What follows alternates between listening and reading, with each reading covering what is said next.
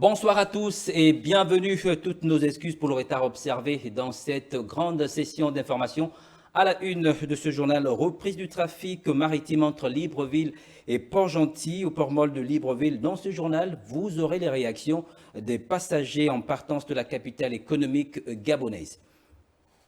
Et puis en Côte d'Ivoire, pour réguler les infractions sur la route en rendant responsables les chauffeurs, les autorités ont mis en place le permis à points. Mais comment fonctionne ce système de régulation? Vous le verrez dans ce journal.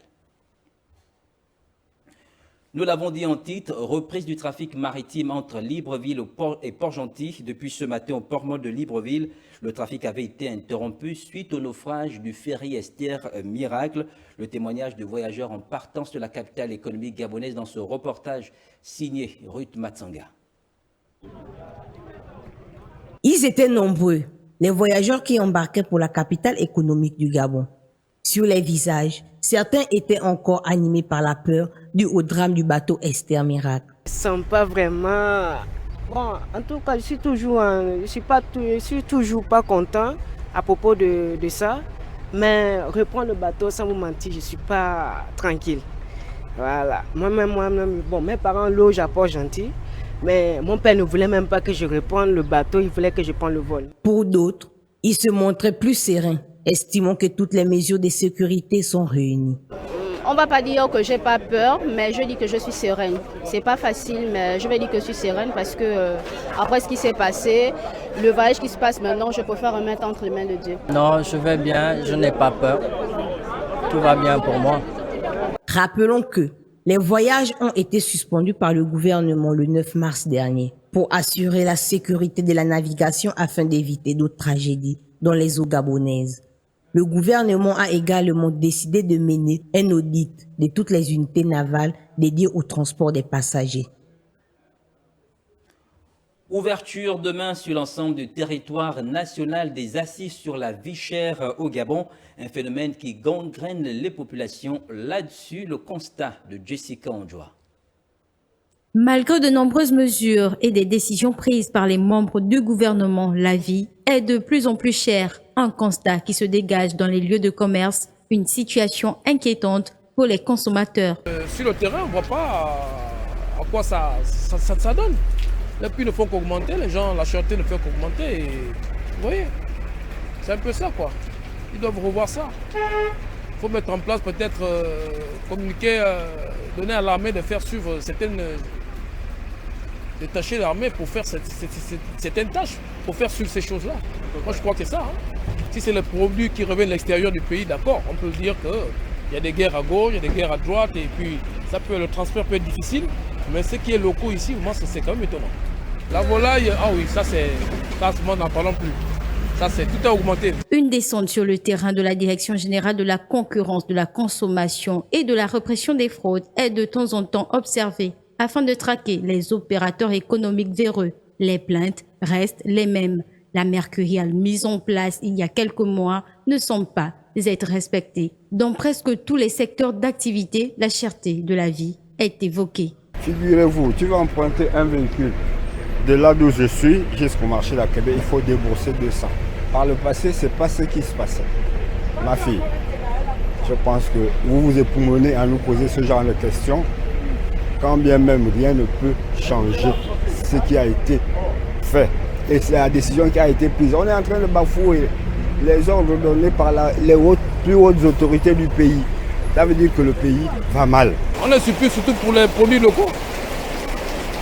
Vu les transports ont gardé le même prix par rapport à cette grande réunion qui pourrait au moins sensibiliser non seulement les commerçants et puis voir au niveau de la douane aussi. C'est tous les Gabonais qui sont concernés par la vie chère. Et lorsqu'on va faire cette réunion, on va sélectionner les munis. Nous les démunis, on va nous laisser, donc rien ne pourrait changer. On rappelle, pour lutter contre la vie chère au Gabon, un certain nombre de dispositions avaient été prises, entre autres le numéro vert, le 80-85, pour alerter les autorités sur les pratiques de prix non conformes.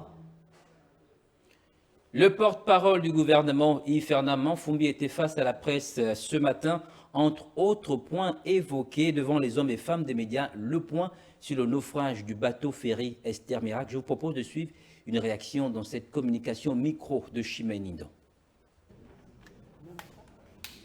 Le 9 mars 2023, le navire de la société privée Royal Coast, dénommé Esther Miracle,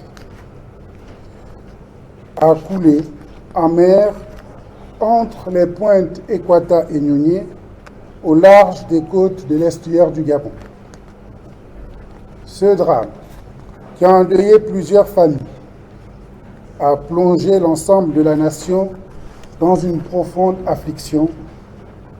Un deuil national de 3 jours a été décrété les 14, 15 et 16 mars 2023. D'importants moyens opérationnels, humains et matériels ont été mobilisés à cet effet. En mer, 70 personnes de la marine marchande, de la marine nationale, des sapeurs-pompiers, de l'aviation légère des armées, de la gendarmerie nationale et de la Croix-Rouge ont été engagés. Et concernant le matériel, 2 patrouilleurs, 3 embarcations et 2 hélicoptères ont été mis à disposition. À ce jour, le bilan provisoire des opérations de recherche et de secours se chiffre à 124 personnes secourues, 30 personnes décédées et 7 personnes disparues. Au sujet des 30 personnes décédées, 28 corps ont été formellement identifiés par les familles, tandis que 2 corps restent non identifiés. Fort de ce qui précède et très sensible à cette situation, le président de la République, chef de l'État, son Excellence Ali Bongo Ondimba, a décidé de l'octroi des moyens d'accompagnement aussi bien aux rescapés qu'aux familles des personnes décédées. Débat de haut niveau sur le terrorisme au Mozambique. Le Gabon a été représenté à ses assises par le vice-président de la République, Rose Christiane Souka Raponda, qui a porté la voix du président gabonais sur cette question qui menace la paix et la sécurité à travers plusieurs pays dans le monde. C'était un reportage de Priska Mugula de la presse présidentielle. Le terrorisme, la menace pèse sur la sécurité en Afrique et dans le reste du monde. Sur invitation du Mozambique, qui préside le Conseil de sécurité des Nations Unies pour le mois de mars, le Gabon apporte son soutien à ce pays dans la lutte contre ce fléau. Le débat de haut niveau qui se tient au siège des Nations Unies à New York vise à briser le cycle des violences. Aux côtés du secrétaire général de l'institution internationale, du président en exercice de l'Union africaine, par ailleurs président des Comores, de Philippe Nyusi, président du Mozambique, Rose Christiane Souka Raponda, représentant le chef de l'État gabonais, par ailleurs président en exercice de la CAC, a donné la position du Gabon sur cette question qui se veut plus holistique. Monsieur le Président, il est fondamental de veiller à ce que la polarisation actuelle du monde n'entraîne pas un affaiblissement du multilatéralisme dont les groupuscules terroristes et leurs affiliés pourraient dangereusement tirer profit. Il nous faut surtout prioriser une approche holistique de lutte qui tienne compte des conditions socio-économiques précaires qui font de nos nombreux jeunes désabusés des cibles faciles pour la radicalisation et le recrutement dans les organisations terroristes. Le terrorisme divise les peuples. La lutte contre ce fléau nécessite un rapprochement des pays. Ce fléau qui bafoue l'état de droit et les droits humains exploite la précarité et la vulnérabilité des populations, les jeunes en particulier. Raison pour laquelle les opérations de lutte doivent s'attaquer aux conditions qui font le lit du terrorisme. Il faut sécuriser, prôner l'inclusion en luttant contre la pauvreté. Dans cette optique, les organismes internationaux et régionaux se doivent de mutualiser les efforts afin de lutter efficacement contre le terrorisme.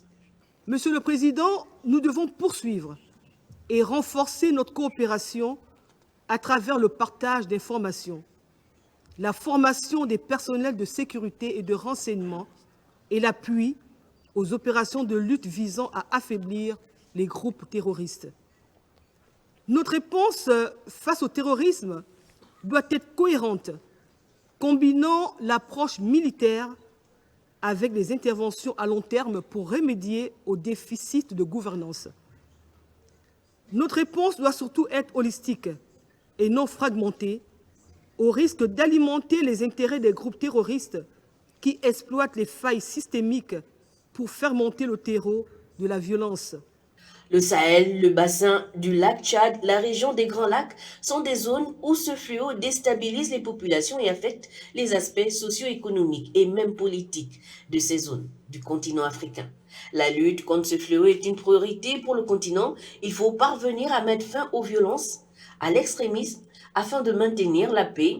Le Gabon a toujours œuvré au maintien d'un climat pacifique. Son expérience dans la gestion des conflits dans la région Afrique centrale et son statut de membre non permanent du Conseil de sécurité des Nations Unies sont une plus-value dans la résolution des problématiques relatives au terrorisme. Et puis en marge de cette rencontre, Rose Christiane Osuka Raponda a rencontré tour à tour le ministre des Affaires étrangères des Émirats arabes unis, le président de la Confédération suisse et le secrétaire général adjoint des Nations unies en charge des questions relatives au terrorisme.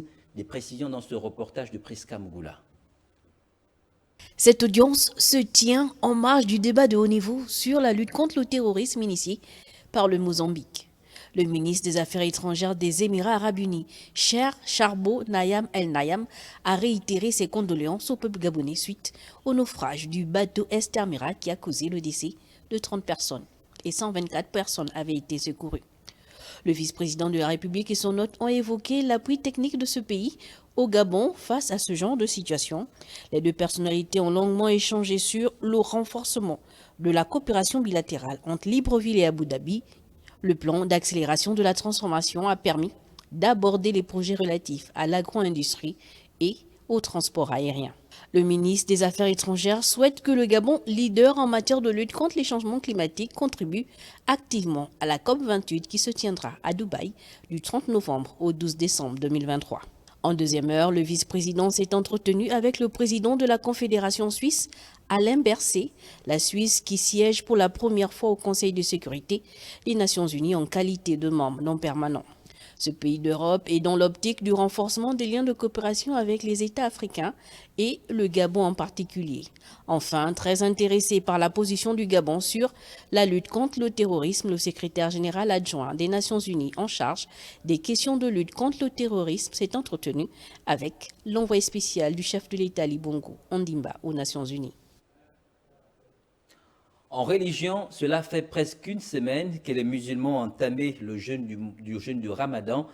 Durant cette période, le fidèle est-il invité à interrompre définitivement ou momentanément le déroulement de cette épreuve? Tentative de réponse dans ce reportage de Chimène Ninon. Manger, boire, fumer, avoir des relations sexuelles sont interdits aux musulmans pendant la journée du mois béni de Ramadan. Cette période est consacrée à la prière. Outre ces interdits, il en existe bien d'autres. Il y a d'autres raisons aussi qui sont involontaires, telles que les cas de menstruation de femmes. Lorsque cela arrive, trouver une dame, une femme étant en jeûne, ce jeûne-là est automatiquement annulé. Obligation est l'un des piliers fondamentaux du musulman. Il est impossible que ce dernier décide d'arrêter définitivement ou momentanément son jeûne, sauf en cas de force majeure. Le jeûne étant l'un des piliers fondamentaux de l'islam, lorsqu'on l'engage ou bien toutes les conditions liées pour que nous jeûnons, on n'a plus de droit de le rompre comme ça. Donc il faut une raison valable. Que disent les écritures coraniques dans ce cas de figure? Allah subhanahu wa ta'ala, il dit Ayyam ma'dudat. Donc le jeûne de mois de Ramadan, c'est quelques jours comptés du doigt. Ils ne sont pas trop nombreuses. Quiconque parmi vous serait malade ou serait en voyage et qu'il rompe son jeûne, il doit rembourser ce jour-là. Des voyages pendant le Ramadan, des cas de maladies sévères sont entre autres les conditions qui peuvent emmener le musulman à ne pas entamer le jeûne. Seules donc les raisons valables permettraient justement d'interrompre définitivement ou momentanément le jeûne dans cette période de Ramadan. Nous poursuivons ce journal, toujours en société, lutte contre le grand banditisme au quartier Rio à Libreville, malgré la création d'une police de proximité et les banderoles de sensibilisation par les jeunes de ce quartier. Le phénomène a-t-il véritablement reculé? Des précisions dans ce reportage de Jessica Andjoa. Stop à l'insécurité dans nos quartiers, tel est le message des jeunes habitants des quartiers Rio, Dragon, Cosmopac. Ceux-ci en vue de réduire les actes de violence et de vandalisme. Dès qu'on a mis ce banderole, je crois et je sais que quand même le banditisme a été diminué, a été quand même carrément un peu réduit. Non mais le souhait que vraiment les enfants même prennent conscience, c'est pas bon de faire l'injustice quand vous braquez, quand vous faites n'importe comment. C'est-à-dire vous-même, c'est-à-dire à chaque fois il se retrouve à la prison, à tout moment il se retrouve à la prison, ça ne donne pas vraiment bonne initiative. Et du moment, c'est-à-dire vous-même, vous ne donnez pas aussi la valeur à votre quartier. Et c'est l'humiliation de la famille, c'est l'humiliation du quartier. Quelques mois après l'installation d'une police de proximité et les banderoles, l'initiative est appréciée par les autochtones du quartier. L'initiative a porté ses fruits. On a des gars qui sont un peu là, qui veillent tous les soirs pour empêcher que les habitants de ce quartier se font braquer. Les braqueurs qui viennent d'ailleurs souvent, et ceux aussi d'ici qui les emmènent pour venir braquer ici. C'est une campagne de sensibilisation que nous avons adoptée à travers un certain nombre de quartiers du 3e arrondissement.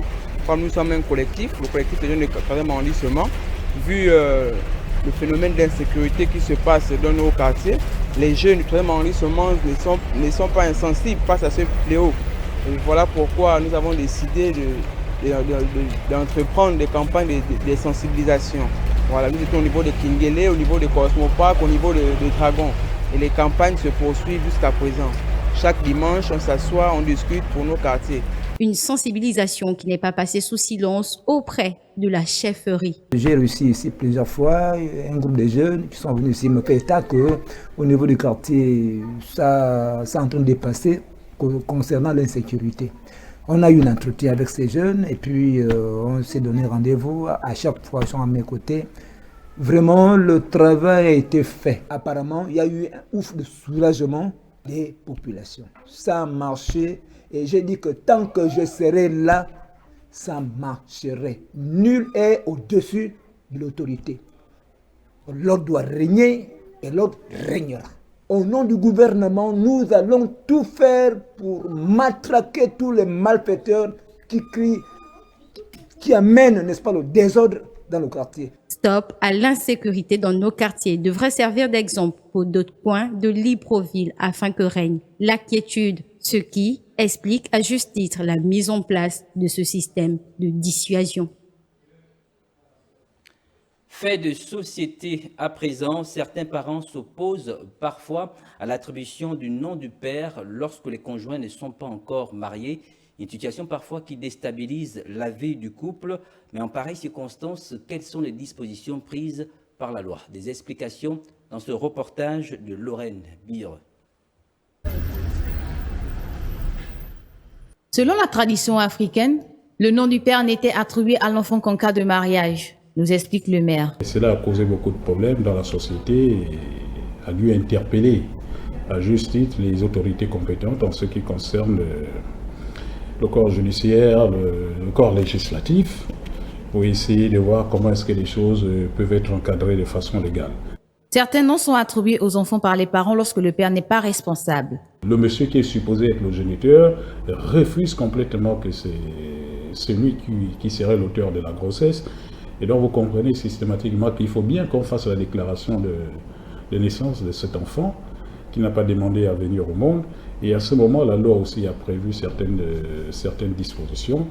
L'enfant peut être déclaré, mais tant que la maman elle est là, on déclare l'enfant et la partie du père devra rester vide. Concernant le consentement mutuel sur le choix du nom, que l'on soit marié ou pas, ce changement pourrait-il comporter des inconvénients dans l'avenir? Aujourd'hui, ça vous cause problème. À supposer que ce monsieur était tellement riche et il a laissé les biens et ces biens doivent être attribués à tous ses enfants, sachant que vous ne portez pas le nom de ce monsieur. Madame, rassurez-vous, vous n'êtes pas bénéficiaire, vous n'êtes pas un ayant droit. Vous voyez, c'est ça les difficultés. C'est bien de faire les choses de façon traditionnaliste, mais il faut que ça soit accommodé avec la loi. L'attribution du nom de famille au nouveau-né devrait reposer sur la loi en vigueur que sur la tradition, a précisé M. le maire. Cela pourrait porter préjudice à la langue, notamment dans l'accès à l'héritage. À l'intérieur du pays, grève illimitée déclenchée depuis hier par le personnel de santé du centre hospitalier régional d'Oyem au centre de revendication, la non prise en compte de points contenus dans le cahier des charges et le mutisme de la direction générale. Le récit de Modeste Mbazagoy est sur les images de notre correspondant Curtis Obamze. C'est comme ça qu'on avait fait. Les couleurs s'annonçaient déjà depuis quelques semaines. Après le dépôt de son préavis de grève, les agents du centre hospitalier régional d'Oyem ont décidé d'entrer en grève par la voix du secrétaire provincial du syndicat national du personnel de santé. Comme nous l'avons dit en Assemblée générale qui vient de décider d'ailleurs du début de la grève avec la mise en place d'un service minimum, le non-respect du directeur général vis-à-vis de ses collaborateurs. Nous n'avons jamais cessé de rappeler au directeur général la manière en laquelle il traitait le personnel soignant. Quand bien même, il faut le reconnaître, l'hôpital n'existe pas seulement en termes de bâtiment. L'hôpital, c'est aussi les médecins, les infirmiers, les sages-femmes, les techniciens supérieurs et tous les autres agents qui animent l'hôpital. À l'origine du déclenchement de ce mouvement, le mutisme et le refus de la prise en compte du cahier de charges du syndicat national du personnel de santé par la direction générale du centre hospitalier régional. Les plus hautes autorités de ce pays prennent l'apaisement. L'apaisement, c'est le recevoir. Le syndicat, on dialogue. Un problème égale une solution. Quel est ce problème qui n'a pas de solution? Et cet apaisement, il voulait au pied aussi au corps. C'est voulait au pied. Ça veut dire ce que ça veut dire.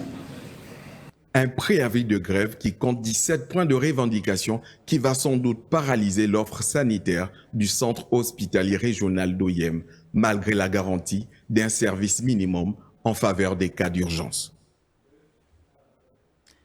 La page étrangère de cette édition d'information en Côte d'Ivoire, les autorités ivoiriennes ont mis en place le permis à points pour limiter le taux de mortalité dû aux accidents de circulation dans le pays. Mais comment fonctionne ce système de régulation? Des précisions dans ce récit signé Leslie Nanaka. Des barrages policiers ici et là, des agents de police qui jouent du sifflet pour filtrer les véhicules interpellés. C'est l'ambiance qui règne sur les autoroutes du pays, marquant l'application à la lettre des règles du nouveau permis à points entré en vigueur en Côte d'Ivoire début mars. Les raisons de cette nouvelle initiative des autorités ivoiriennes, les conducteurs les connaissent déjà.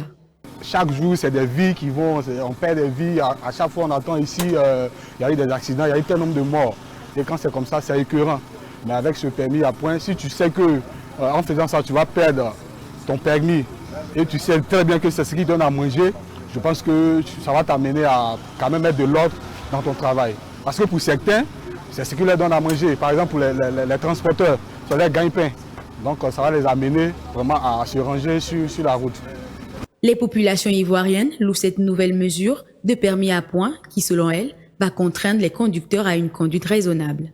Bien oui, c'est une bonne initiative parce que je peux dire qu'aujourd'hui, il y a tellement d'accidents, il y a tellement de chauffeurs, si je peux me le permettre de le dire. Donc avec ça, je pense que ça peut amener chacun de nous vraiment à se ranger concernant la conduite.